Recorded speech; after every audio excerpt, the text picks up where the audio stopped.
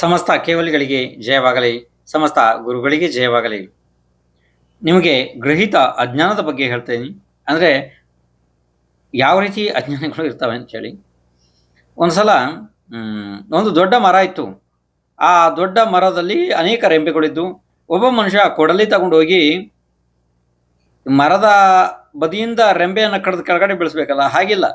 ಅವನೇನ್ ಮಾಡ್ದ, ಸ್ವಲ್ಪ ಮುಂದೆ ಹೋಗಿ ರೆಂಬೆಯಲ್ಲಿ ಕುಳಿತುಕೊಂಡು ರೆಂಬೆಯ ಬುಡವನ್ನ ತುಂಡು ಮಾಡೋದಕ್ಕೆ ಪ್ರಾರಂಭ ಮಾಡ್ದ. ಅಂದ್ರೆ ಉಲ್ಟಾ ಕೂತ್ಕೊಂಡು ಆ ಭಾಗದಲ್ಲಿ, ಅಂದ್ರೆ ಅವನು ಮತ್ತೆ ರೆಂಬೆ ಎರಡು ಜೊತೆಲಿ ಕೆಳಗಡೆ ಬೀಳ್ತದೆ ಅಲ್ಲ, ಆ ರೀತಿ ಆ ಕಡೆ ಕೂತ್ಕೊಂಡು ಕಡಿಯೋದಿಕ್ಕೆ ಪ್ರಾರಂಭ ಮಾಡ್ದ.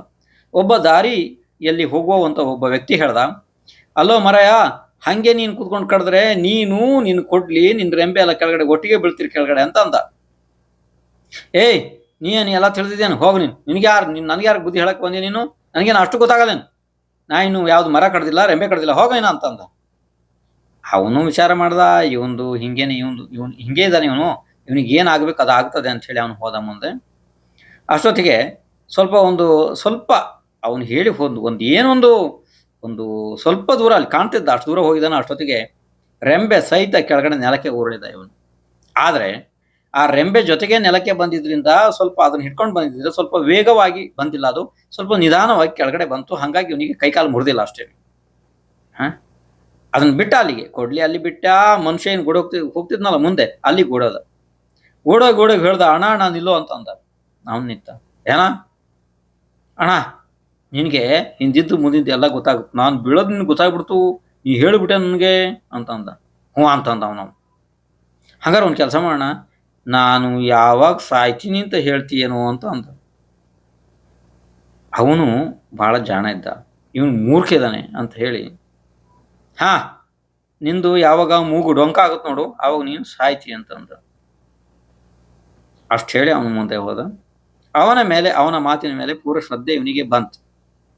ಮನೆಗೆ ಹೋದ, ಹೆಂಡತಿ ಕೇಳ್ದ, ನನ್ನ ಮೂಗು ನೆಟ್ಟಗೈತೆ ನೋಡು ಅಂತ ಹೇಳಿ. ಅವಳು ಇದೆ ಅಂತಂದ್ಲು. ಅಮ್ಮನಿಗೆ ಕೇಳ್ದ, ನೆಟ್ಟಗೈತಿ ಇದೆ ಅಂತ. ಊಟಕ್ಕೆ ಕೂತ ಮನೇಲಿ, ಮತ್ತೆ ಕೇಳ್ದ ಹೆಂಡತಿಗೆ, ಮೂಗು ನೆಟ್ಟಗೈತೆ ನೋಡು. ಅಮ್ಮನಿಗೆ ಕೇಳ್ದ, ನೆಟ್ಟಗೈತೆ. ಹಿಂಗೆ ಕೇಳಿ ಕೇಳಿ ಕೇಳಿ ಮನೆಯಲ್ಲಿ ಇಷ್ಟು ಮಾನಸಿಕ ಮಾಡಿಬಿಟ್ಟ ಅವನು ಅಮ್ಮನನ್ನ ಮತ್ತೆ ಹೆಂಡತಿಯನ್ನ. ಸಾಕಾಗಿ ಹೋಯ್ತು ಅವ್ರಿಗೆ. ಒಂದು ಸಲ ಹೆಂಡತಿಗೆ ಸಿಟ್ಟು ಬಂದ, ಅಂದ್ಲು, ಹಾ, ಈಗ ಪೂರ ಡೊಂಕಾಯ್ತು ನೋಡು ನೀನು ಅಂತ ಅಂದ್ಲು. ನಿನ್ನ ಮೂಗು ಡೊಂಕಾಯ್ತು, ಪೂರ ಡೊಂಕಾಯ್ತು ಅಂತ ಅಂದ್ಲು. ನಾ ಬಿದ್ದೆ ಸತ್ಯ ಅಂತ ಹೇಳಿ ಬಿದ್ದ, ಅಲ್ಲಿ ದಡದಿಸ ಮಾಡ್ದ ಅಲ್ಲೇ ನೆಲದಲ್ಲಿ. ಏನಾಯ್ತು ಎಂತದ ಅಂತ ಹೇಳಿ ಅವನನ್ನ ತಗೊಂಡೋಗಿ ಮಲಗಿಸಿದ್ರು. ಒಂದು ರೀತಿ ಕಣ್ಣೆಲ್ಲ ಮುಚ್ಚಿ ಮಲಗಿಬಿಟ್ಟ, ಶವ ಇದ್ದಂಗೆ ಮಲಗಿಬಿಟ್ಟ. ಈಗ ಸತ್ತೋದ ಅಂತ ಹೇಳಿ ಇನ್ನು ಆ ಕಡೆ ಸಾಕಷ್ಟು ಜನ ಎಲ್ಲ ಓಡಿ ಬಂದರು, ಸಾಕಷ್ಟು ಸತ್ತೋದ ಅಂತ ಹೇಳಿ. ಅಷ್ಟು ಅಜ್ಞಾನಿ ಇದ್ರು ಅವರು. ಇನ್ನೂ ಅವನು ಉಸಿರಾಟ ಇದೆಯೋ ಇಲ್ಲೋ ಅದನ್ನು ಪರೀಕ್ಷೆ ಮಾಡೋಕೆ ಸಮರ್ಥರು ಯಾರು ಇರಲಿಲ್ಲ ಅಲ್ಲಿ.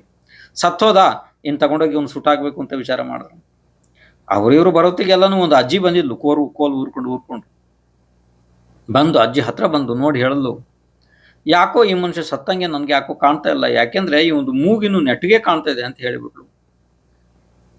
ಆವಾಗ ಇದನ್ನ ಕೇಳಿಸ್ಕೊಂಡ ಇವನು ವ್ಯಕ್ತಿ, ಹಾ, ನಂದಿನ್ನು ಮೂಗು ನೆಟ್ಗೆ ಇದೆಯಾ ಅಂತ ಹೇಳಿ ಎದ್ಕೊಳ್ಬಿಟ್ಟ. ಅಷ್ಟು ಜಾಣ ಇದ್ದ ನೋಡ ಆ ಮನುಷ್ಯ. ಇಂಥ ಮನುಷ್ಯರು ಅಕಸ್ಮಾತ್ ತಗೊಂಡು ನೀವು ಏನು ಮಾಡ್ತೀರಿ, ಏನು ಕಲ್ಸೋದಕ್ಕೆ ಸಾಧ್ಯ ಅವರಿಗೆ ಅಲ್ವಾ? ಅವರಲ್ಲಿ ಸ್ವಂತ ಶಕ್ತಿ ಎಲ್ಲಿವರೆಗೆ ಇರುವುದಿಲ್ಲ ನೋಡಿ, ಅಲ್ಲಿವರೆಗೆ ಮನುಷ್ಯ ಯಾವ ಸಾಧನೆಯನ್ನು ಕೂಡ ನಿಖರವಾಗಿ ಮಾಡೋದಕ್ಕೆ ಸಾಧ್ಯ ಇಲ್ಲ.